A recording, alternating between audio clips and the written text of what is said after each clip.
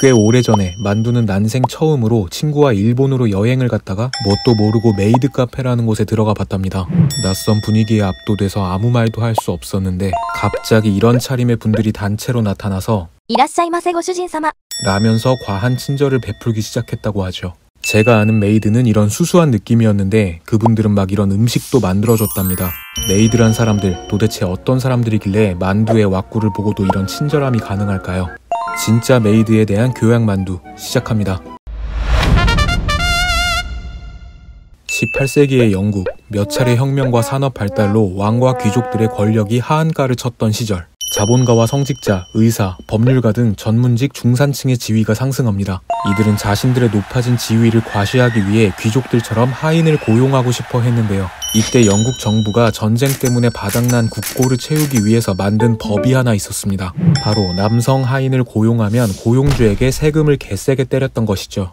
중산층들은 세금 폭탄을 낼 바에는 여성을 채용하기로 결심합니다. 그렇게 19세기 여성 메이드의 수요가 폭발했죠. 메이드의 순종적인 이미지 때문에 서구권 일부에서는 성적인 코드를 부여하기 시작했는데 일본의 서브컬처 문화가 이런 메이드의 이미지를 그대로 수용하게 된 것이죠.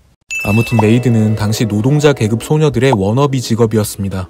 고급 저택에서의 숙식, 경력을 쌓으면 상급 메이드가 되어서 비교적 고용 형태가 안정적이라는 점 등 당시 여성들에게는 나쁘지 않은 일자리였죠.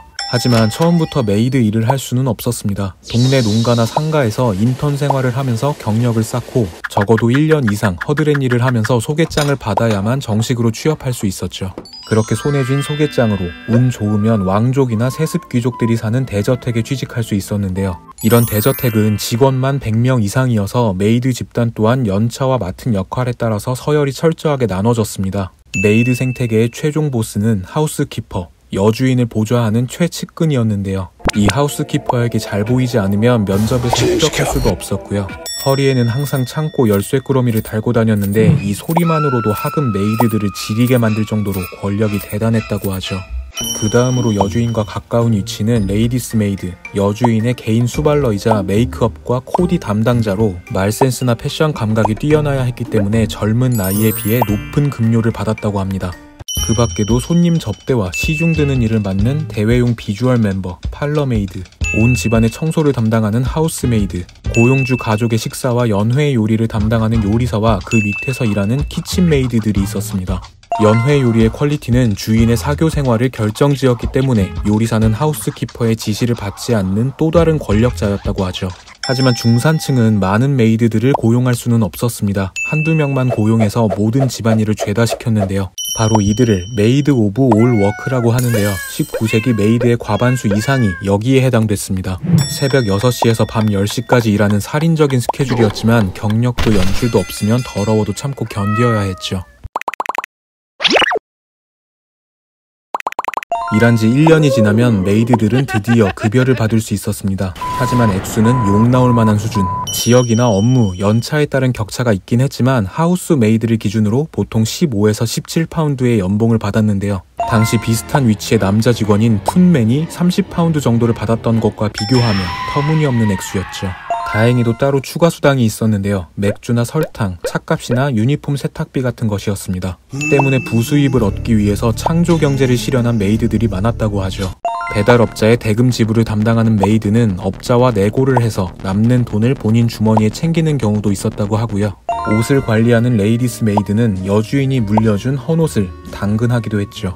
키친 메이드는 요리를 하고 남은 식재료 혹은 동물의 가죽이나 부속 부위를 팔아서 돈을 벌었습니다. 일주일에 한 번의 반나절, 그리고 일요일 하루는 메이드들의 오프였습니다. 이 짧은 시간 동안 뭘 했냐면 보통 그냥 교회에 가거나 쇼핑을 하거나 친구를 만나면서 휴일을 즐겼고요. 동네에서 열리는 댄스 파티에도 많이들 참여했다고 합니다. 문제는 통금 때문에 밤 10시까지는 저택에 들어가야 했던 건데요. 시간을 어기면 소개장도 없이 쫓겨나기도 했죠. 하지만 젊은이들을 억지로 못 놀게 하면 더 놀고 싶어지는 법. 늦어도 창문으로 몰래 기어들어가면 그만이죠. 예상치 못하게 갑자기 주인이 찾을 때를 대비해서 동료들의 쉴드는 필수였다고 합니다.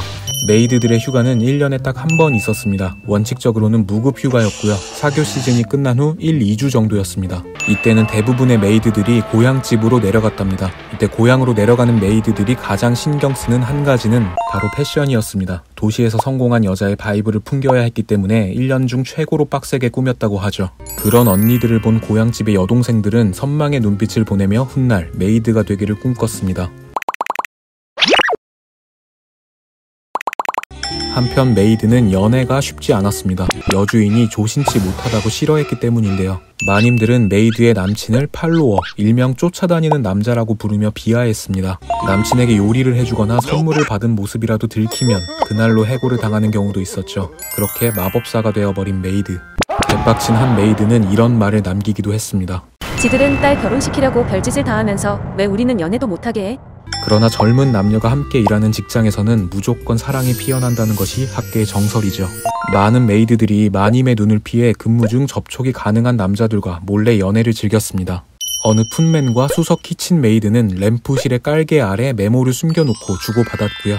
너스 메이드는 아이들 방의 세탁실에서 몰래 한 집에서 오래 같이 살다 보니 신분을 뛰어넘어서 고용주와 정분이 나는 경우도 있었습니다. 준 남작의 저택에서 일했던 메리앤 블록이라는 메이드는 준 남작의 끈질긴 구애 끝에 결혼을 했는데요. 이때 준 남작의 나이가 70세, 메리는 20살이었습니다. 거의 수발을 드는 신혼생활이 이어지다가 남작이 숙녀 교육이라면서 아내를 프랑스로 유학 보냈다고 하죠. 그렇게 프랑스에서 외톨이의 삶을 살다가 돌아왔는데 남편이 노안으로 세상을 떠납니다. 저택은 물론 전 재산이 그녀의 차지가 되었다고 하죠. 직장인으로 산다는 건 그때나 지금이나 오지게 빡센 일입니다. 여러분 돈 많이 버셔서 저 좀 하인으로 채용해주세요. 교양 만두였습니다.